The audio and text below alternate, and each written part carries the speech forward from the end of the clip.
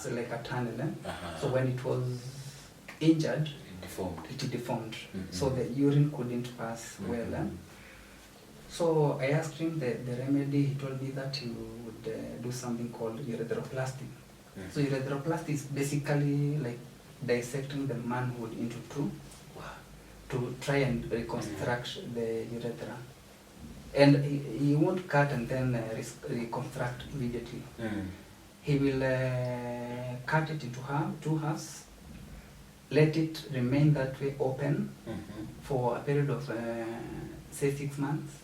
Once it heals, he goes back and constructs another urethra. So this time he's explaining that to you? Yes. And expecting that to happen to you?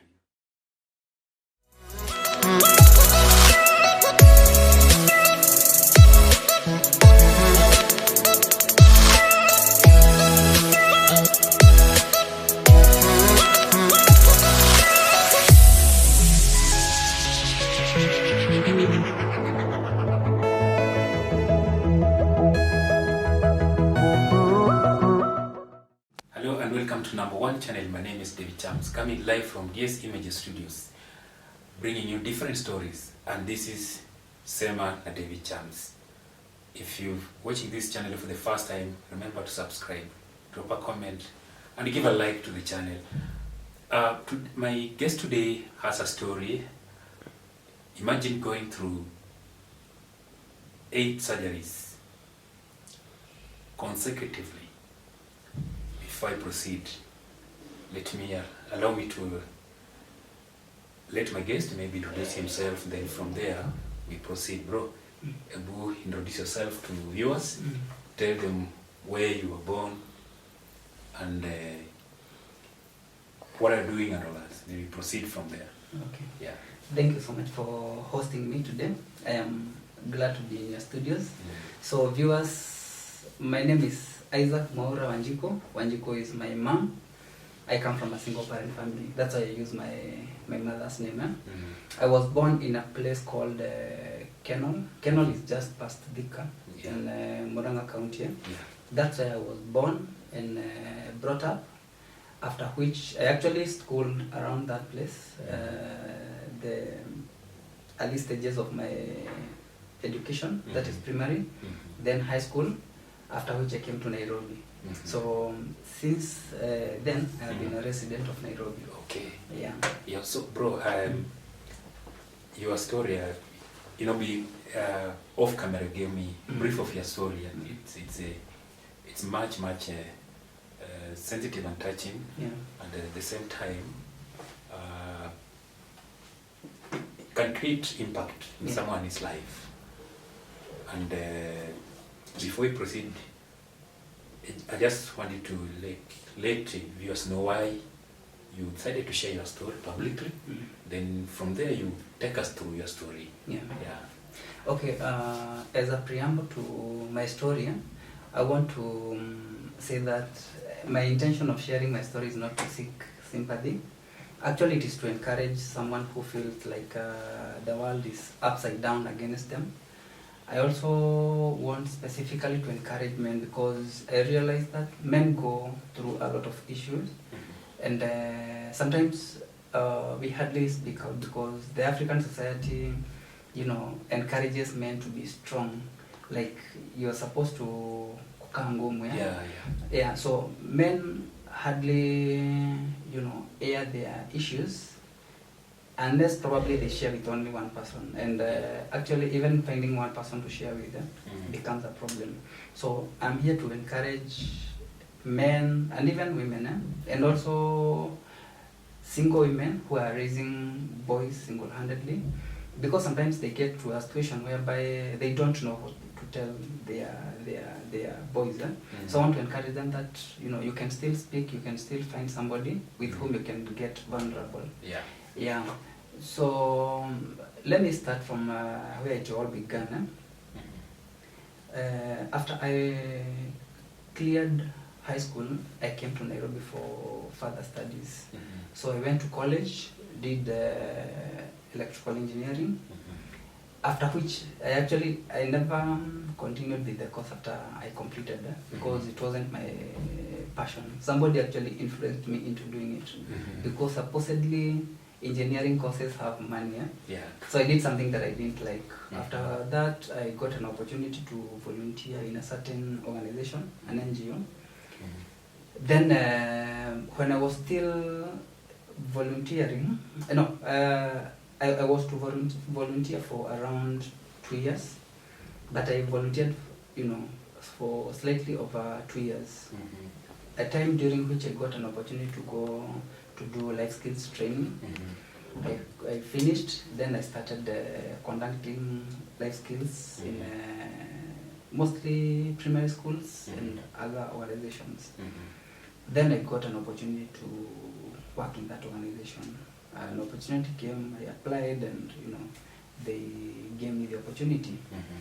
So I worked really hard because I was trying my level best to do as much as I can so that I can change the life of my mother. Because growing up, I saw the challenges that she was going through, and being the firstborn, I was hoping probably I would work very hard and try and change her life to make it a bit better.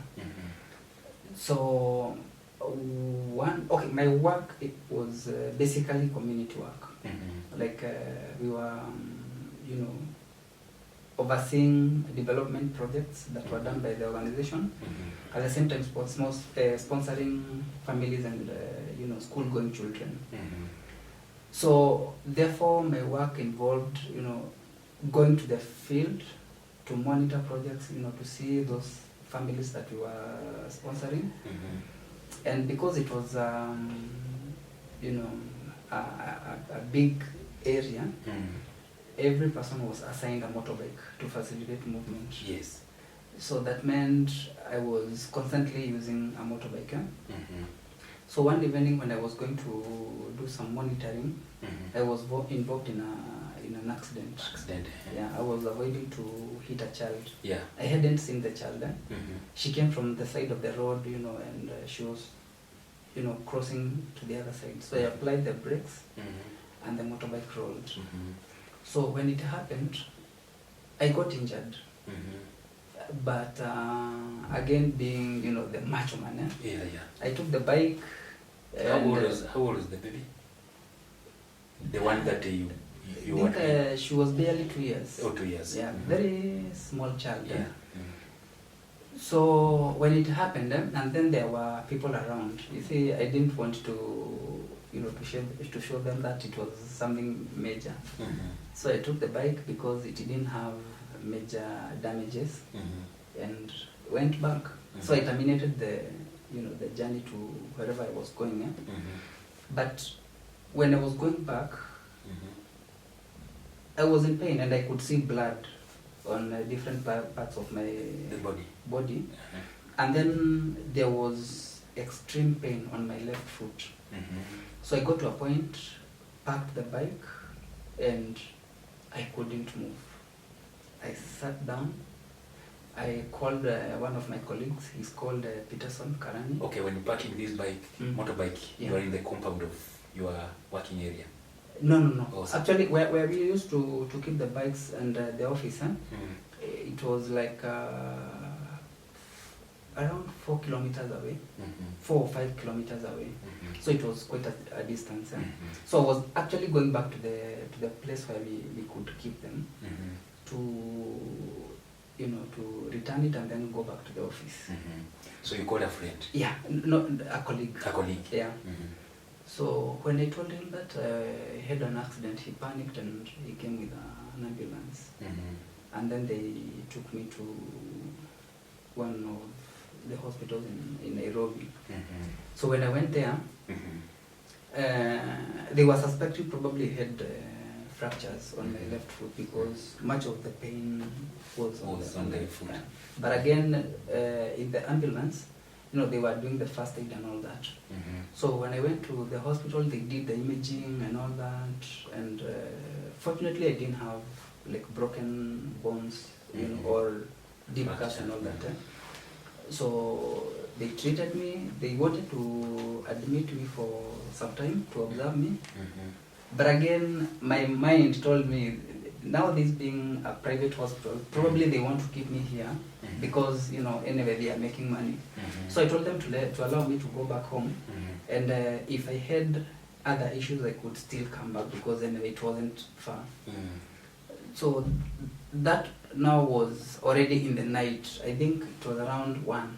So my colleague took me home, and then I slept. But I could, that time I was I had blood, like my boxers had blood. While being taken back home? After now the accident, I had observed. Yeah. But again, because I went to the hospital and I was, you know, I was seen by the doctor, observed by the doctor. So I was hoping they addressed everything.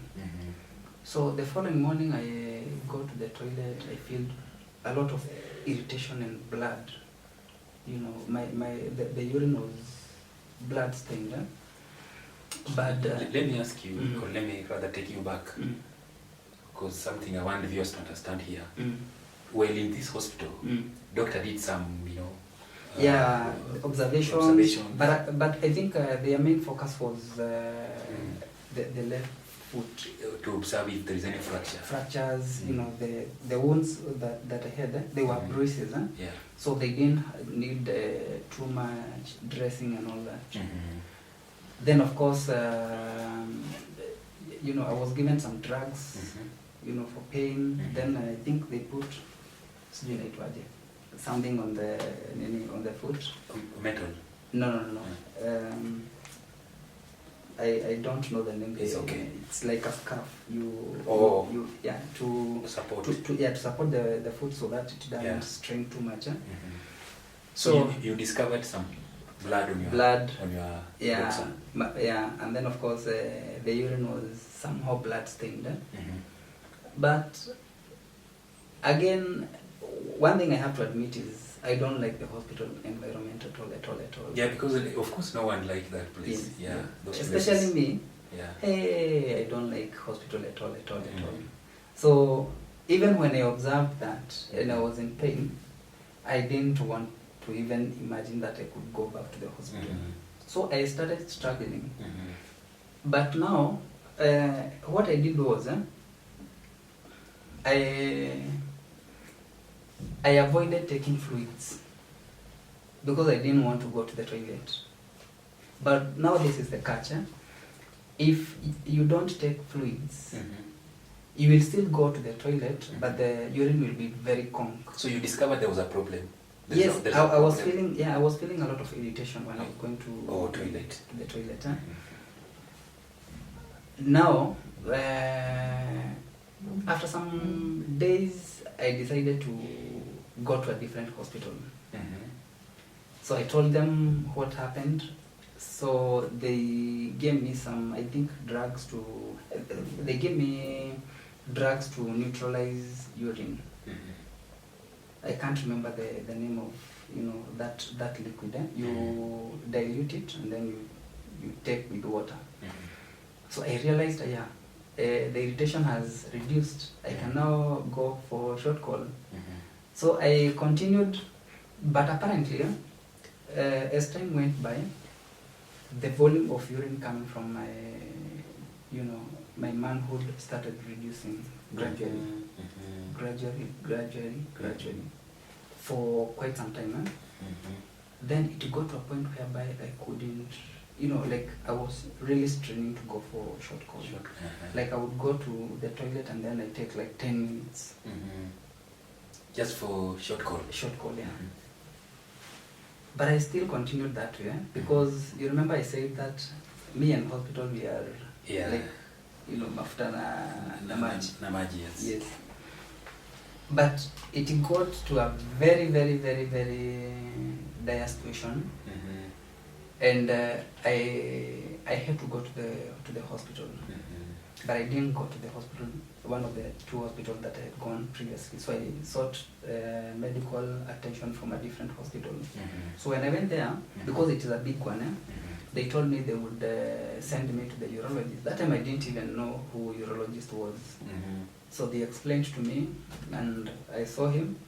Then the moment I explained to him, he told me, I had something called urethral stricture.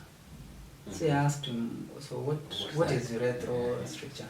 So he explained to me, it is basically narrowing of the urethra. Because of the damages. The urethra deformed when it was healing. So it blocked. Yeah, you see, urethra is like a pipe. It's like a tunnel. So when it was injured, it deformed. So the urine couldn't pass well. So I asked him the remedy. He told me that he would do something called urethroplasty. So urethroplasty is basically like dissecting the manhood into two to try and reconstruct the urethra. And he won't cut and then reconstruct immediately. He will cut it into two halves, let it remain that way open for a period of say 6 months. Once it heals, he goes back and constructs another urethra. So this time he's explaining that to you? Yes. And expecting that to happen to you? Yes. Okay.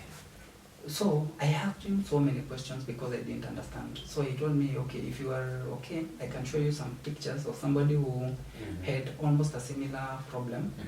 And I did the surgery. So I told him, well, I wouldn't mind. The moment I saw the photos, it was very traumatizing. And I mean, I asked him, so is this what you will do to me? Yes.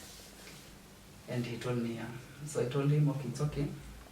I remember asking him, is my condition like threatening?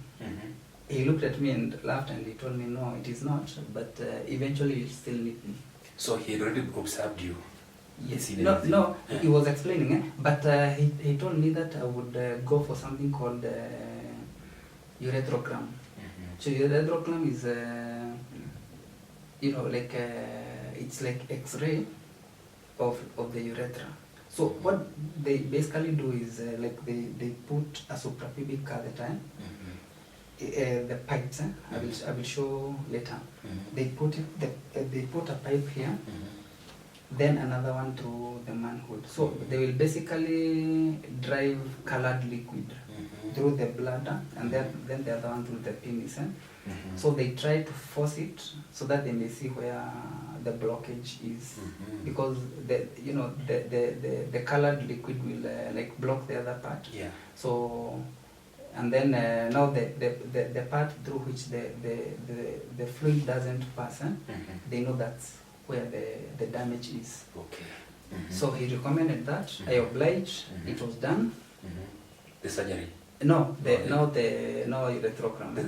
Yeah. And then he told me, you see, they have confirmed what I was telling you. You have urethral stricture.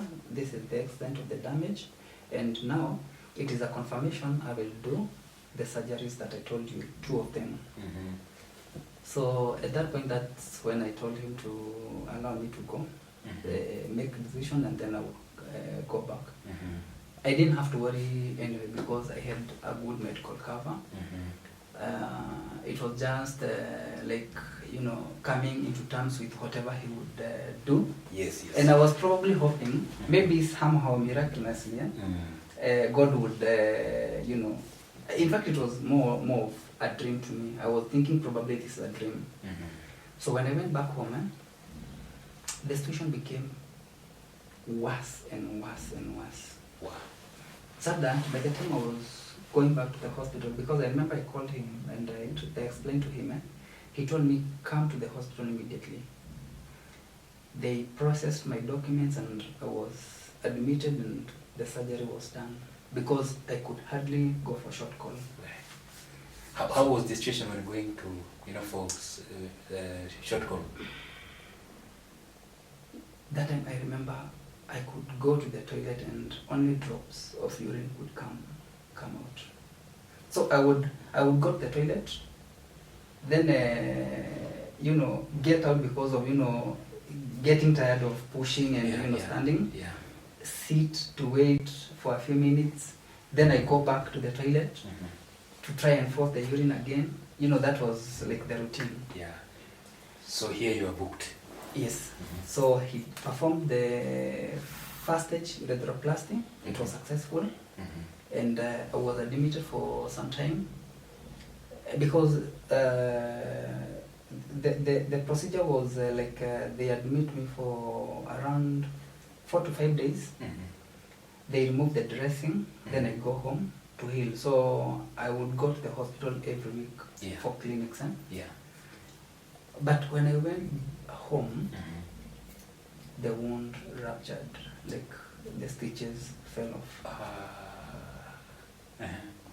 So now when I went to the hospital for clinic, the doctor told me it was unfortunate that it happened. He didn't understand why it happened. The same doctor who carried out the operation? Yes. I mean, that operation. He told me he couldn't stitch. The best practice is you wait for the wound to heal completely, then he performs a procedure almost like the first one. And then now he stitches back. So I stayed for several months, went back, he did the second stage. Now it was like it was supposed to be the second stage urethroplasty, but now it was like going back a step behind, backwards. So he performed the surgery. This is now the second surgery? Yes. And then I went back home. Then the same thing happened. Again? Yes. So after now, this is the third one. At that time, there were rumors of the organization doing restructuring. Like they wanted to change the way their model of doing business. So that meant laying off some members of staff. To fit into the new plan. At the same time, the branch in which I was working, it was facing out. It was that was basically like moving away from that place because being declared redundant. Actually, the model was like that program. The moment they start a program, it was supposed to be there for around 15 years. Okay. Sometimes they could add up to around maybe 17 years. So towards the end of those 15 years, let's say for example, maybe towards the end of the 13th year, they start laying off people gradually. Because of course, you see they are reducing the programs gradually. They don't stop everything instantly. So they reduce their programs gradually. So unfortunately, I was among the first ones to be, to be sent home. While in this situation? Yes. Yes. But the contract and renewal didn't have anything to do with what I was going through. It was just the normal programming of the organization. And anyway, it was necessary for everyone to, to eventually go home. It was just unfortunate on your side. It was, unfortunate because it happened when I really needed that job. So you're back for that? Yes. Surgery. Surgery, it's been done. Then now the contract is ending. This time, the savings that I had, I hurriedly opened a business 1 month to the end of my contract. I'm opening a business in bad health. And you see, a new business is very sensitive because it needs more input. Yeah, and all your attention. But anyway, I needed it because I needed something to cushion me from the effect of being jobless and lacking money and all that. So I opened it, put I think 3 guys there, and then after that my contract ended, and now I went home. So I was hoping probably things would be okay, but now you see a new business. You wouldn't expect much from it. Much from it, Yeah, because you know, you have to like pumping more money. Yeah, pumping more, rent, you know, the profit. investment. Yeah, before you get enough profit. So I gave it a lot, but because I wasn't able to go to monitor it, because apparently after I left my workplace, because I couldn't, you see, this time I was out of the medical cover that I had, so I didn't have good medical follow-up. You're on your own. Yeah, so I was getting so many, you know, issues, infections and all that. Then when I was working, I had worked very hard and I had bought a pickup for transport. So because now you see the savings that I had, I opened a business. So I needed money to go to hospital. So I sold it at drawing price. The pickup one? Yes. So because of this, that is surgery? Yes. So when I sold it, so somehow I managed to go to hospital and all that, and I mean, I was completely out of money. Yeah. So I moved from the place in which I was living, and life became very, very, very tough. I couldn't go to check my business. It was eventually mismanaged. This time around, this thing fall apart. The surgery that was done previously, the second one. Now you're waiting for the third one. Here you have your business, trying to... Before I left the workplace, they had already performed the third one. Well, the third one, which, again, you know, the same thing happened, like the previous one. So... Did you used to go to the same hospital? Yes. Okay. Yeah, because, okay, I was looking into... you know, the idea of consistency, because this is the person who performed the surgery, so he understands the reason why probably it is happening, instead of jumping from one doctor to the other. Yes, true. And then that time I didn't have enough knowledge of like seeking second opinion. Yeah, because you see, we are talking about manhood. True. So even going to tell people what I was going through so that they could advise me. Was an issue. Yes. In fact, I was lying to many people, including my own mother, because I was protecting her from too much information. Yes. So I was telling most people that I had issues with my bladder. See, you know, talking about bladder is... Yeah, it's more general. Yeah. Than my penis has. Exactly. And this time, when you see my manhood is open. There was a time they could put a catheter. A catheter is this pipe. This pipe. Wow. I think you've seen people. Yeah. This one is put through the penis into the bladder, and then the urine collects in this bag. So when it is full, you just pull this cabin, and then it pours. Once you're done, you cock it. Yeah. So most of the time I was on this. Wow. But again, the doctor said that there was no way I was to continue with it like throughout because of issues to do with the infections. And then of course, you know, breaks. Najua ni kama body kuna breaks. Yeah. So you have to keep practicing, like exercising. So there are times that I didn't have the catheter.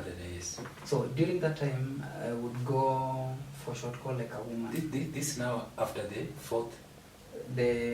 Now after I left the workplace, I went for the fourth surgery. Yeah. But this time, I was going to, you know, for short call like a woman. Oh. Yes. Like, you see the way women squat. That is how I used to go for short call. So was it now improving or just still drops? No, that time I would, you know, go for short call normally because you see it is open. Actually, within a few seconds, I have emptied my bladder. But again, there is there are times I'm using this. There are times it was removed. Now that is when I was going for short call like a woman. It was very traumatizing. So I was like, how do I even start telling people what I'm going through? You know, there are those people who are very curious. They want to see, like they want to understand exactly what is happening. Yeah, so it really affected me. That's why I told you I was avoiding, even giving too much attention, information to my mother. Yeah. And I was also avoiding stigma. Yeah. Because you see, there is a lot of stigma associated with the manhood, Yeah, especially for men who have issues to do with their manhood. Yes. Sometimes you read some things on social media, Yeah. and you think probably they are referring to you. Very So true. I was kind of holding back, or Restraining myself from disclosing too much. True. Yeah, so life became so tough. I remember there were times I would go without food, and that time I'm taking drugs, antibiotics, because you see this is a foreign body. Yeah. So it is prone to infections, Yes, so true. you have to keep taking antibiotics and all that. How long did you used to put on this? This one, this is called rubber. I'm saying, how oftenly? Like changing, Yes. Yeah, I was coming to that. You see, this one rubber, Mhm. it is supposed to be changed like every week. Oh. So you can imagine